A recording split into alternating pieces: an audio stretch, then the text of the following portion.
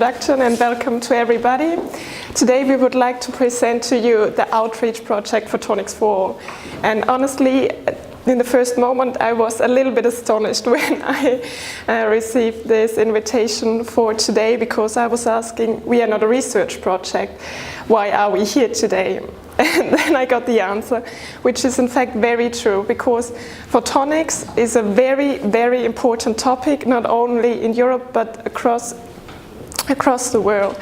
And the abundance of amazing R&D results which are existent in the EU should be turned into innovative products in order to make the EU more competitive.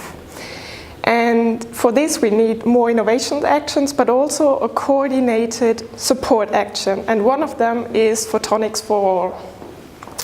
It should somehow be an answer to this fierce global competition and to these uncoordinated and fragmented efforts on the European scale at the moment. At the same time, as you already mentioned, last year there was the International Year of Light, and then the EU said, okay, we want to grab this chance and say, okay, let's do several outreach projects in order to sensitize a huge amount of people across Europe for this very, very important topic of photonics, as well as for the problem-solving potential of this technology. So some project facts. It is a 2-year project starting in January 2015 and ending this year in December. It has 10 partners from all over Europe and a budget of around 1 million euros. We've been doing activities in 9 European countries and linking up also to activities in further countries such as in Mexico. We had all over about 200 events where we engaged more than 300,000 people, and thanks to a really huge media coverage also on BBC, we reached about 5 million people. What was our approach in order to really generate a significant impact? The most important thing to understand here is that on the one hand we said, okay, we want to develop certain innovative outreach tools for the photonics sector. These kind of outreach tools are photonics app, photonics quizzes, photonics games, or the OmniLight laboratory. On the other hand, we wanted to apply and use these new tools that we developed within the project during our outreach activities. For instance, we conducted several children's universities for photonics across Europe, and there we used these kind of tools such as the app or the children video, especially for photonics. So there was a synergy between tool development on the one hand and the application of these outreach tools on the other hand.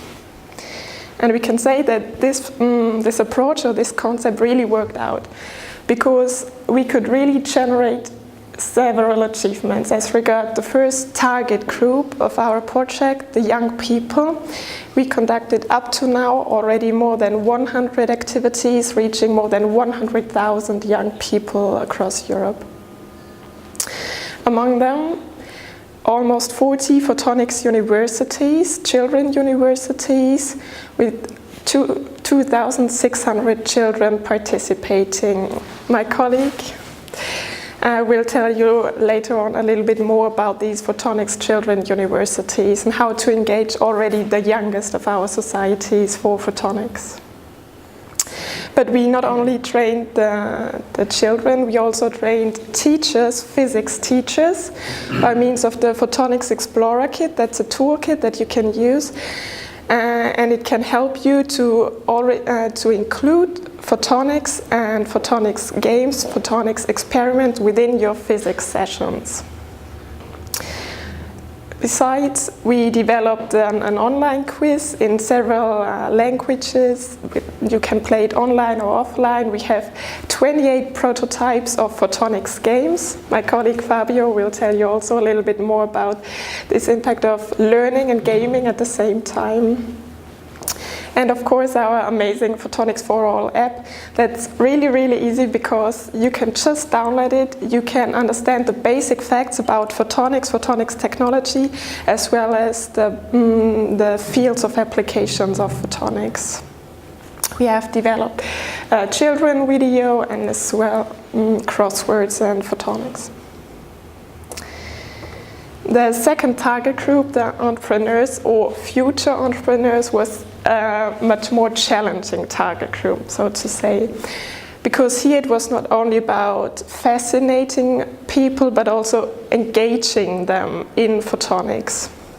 So here we had about 40 activities and 70,000 participants, so to say entrepreneurs or companies. Among them, what was very important are the boot camps. These kind of training sessions for future entrepreneurs told them what to do if you want to start your own business. They could share experiences among each other, and the success story is that one of them really founded its own company, Optical Technologies.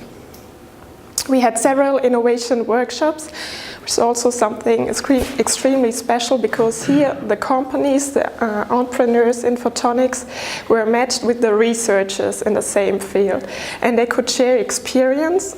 It is a kind of best practice that works very well in Germany in the trustful atmosphere of clusters, because here they know that the information is shared within a trustful atmosphere, and they are really open and developed also in this context the open innovation methodology for photonics. Very soon we will conduct a startup challenge, and I was happy to see the promotion here in your bags, because on the 13th of October, also here in Berlin at the Microphotonics, there will take place the startup challenge of Photonics4All, where 8 promising business models in the field of photonics will compete. So as regards the last target group, the general public, we could reach really most people, about 200,000 with 90 activities. Very important in this respect, our Photonics4All campaign in 5 different countries, but also our science lamps and our bookmarks. I have one example brought with me here. You can say they were really a success story, because on the front you can see a picture, and maybe a normal person from the general public should ask, okay, what is it about? And then on the back side you can see a question. So here it's in French, but it means that how can light help in the medicine sector? And then there's a short description what photonics can really, how photonics can help society, in fact.